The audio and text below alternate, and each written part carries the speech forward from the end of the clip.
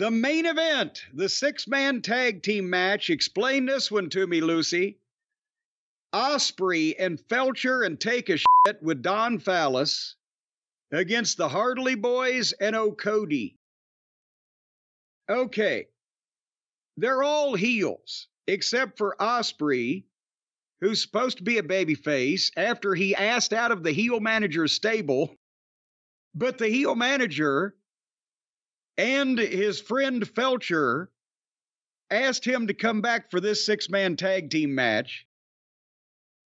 And, but they're all heels. Who would give a shit about this? It makes no sense.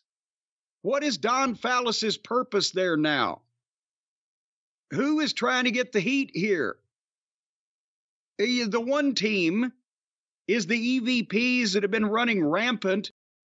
They're not really running rampant anymore, but nothing was ever done to make them stop running rampant.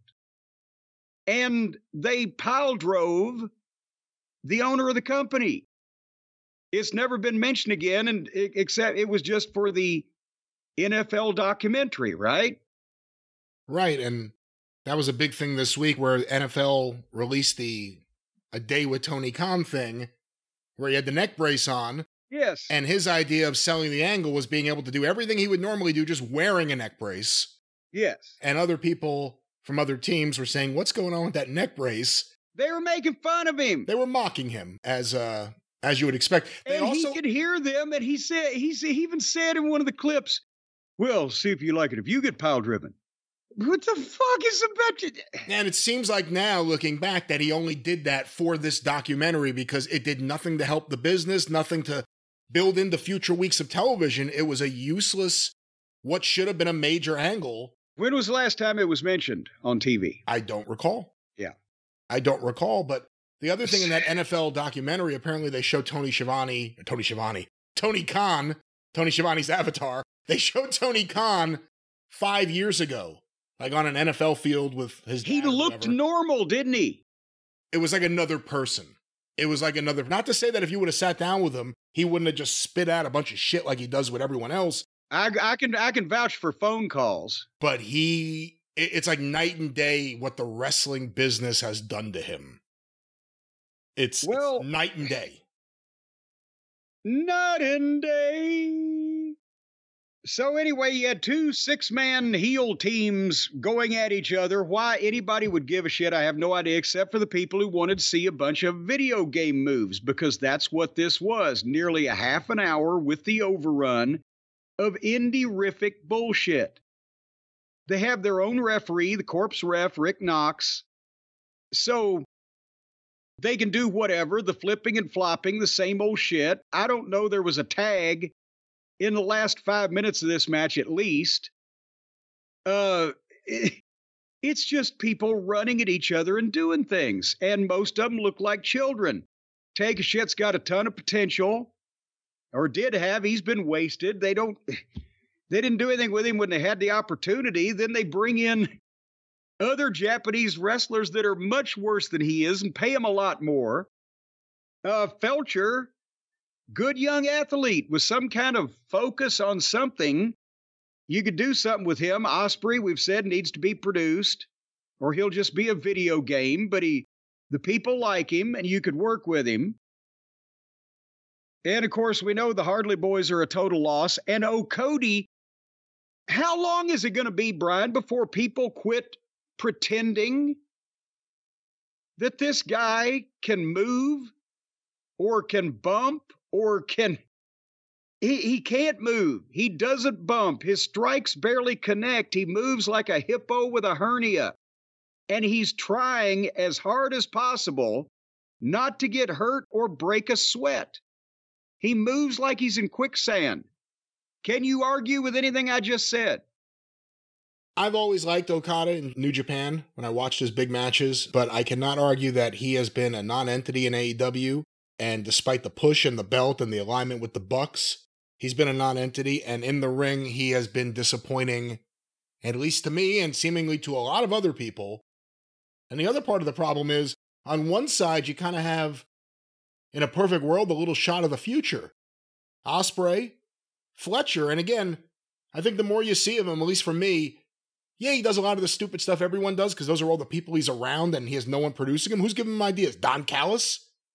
But he's got size and he's getting bigger. He's still a young guy. Yeah. Takeshita, I've always been high on, and you have too when you watch him. He's been a non-entity because he hasn't been around, but they're against the Bucks and Okada. The Bucks are dead. I mean, they are frighteningly dead. When you really think about the buzz they once had around them, it's amazing to see how little anyone cares about them and how little the AEW fans care about them. And Okada? But it's one thing. Once you've seen what you see, it ain't gonna change. And if you saw it in 2015, it's the same thing it is now. It's just they're older and less interesting. There's no potential anymore. It used to be, oh man, they can go to WWE or they could go to Ring of Honor or they could do this. They could start their own company. We're 5 years later. There's nothing left. Barely any hair left, but there's nothing left. And Okada, you know, at least he shows up for work. I'll give him that. There's a lot of millionaires in AEW who don't go to work, apparently. At least he shows up. But I tuned out of this match. And this isn't something I would have done a few years ago, even with the Bucks inclusion. But I didn't give a shit. And we know that they're building towards the story with the Callis family and Ospreay. It was all about the story, not about the match, but AEW focuses on the match, not the story. And again, if we knew whose side we were supposed to be on, this would be a lot easier. You know whose side you're supposed to be on. The one babyface on one of the 6-man tag teams of heels. Oh, Christ. So one wrestler in 2 tag teams. Then if he gets screwed over when he's teaming up with the people that are going to screw him over, then doesn't he deserve to get screwed over? Because, you know, what do you think? Of course I bit you. I'm a snake. I just want to know if anyone has the guts, if anyone has said to Tony Khan's face, you cannot book television. Even if you want to be the matchmaker for the pay-per-views, let someone else who's not one of the wrestlers put together the television show. The TV never does them any favors. And that's the whole job of the TV. I bet you that probably the only person that ever told him to his face that he was a rotten booker is currently one of the biggest stars in the WWE. Which one? Well, and that doesn't even narrow it down. Either Punk or Cody, probably Punk. I don't know if Cody would. Cody just probably wanted to just get the fuck out of there before he got any on him. And yes, I love you all, but I must go. It was very bad at the end, but the thing is, Cody's very diplomatic. Punk is not diplomatic, especially if you're going to be the one fucking him over. So yeah, so I'm pretty sure Tony's heard it, but he doesn't listen to competent sources. So the Bucks are dead. Okada's dead. The Ospreay Fletcher Callis thing is something, and of course you got the Ospreay Ricochet match, which they're determined to do very, very soon. Is that next week? I think they said 2 weeks. 2 weeks. 2 weeks. Coming out of the tag title match. Got to give it a big, long build. Well, that was AEW Dynamite.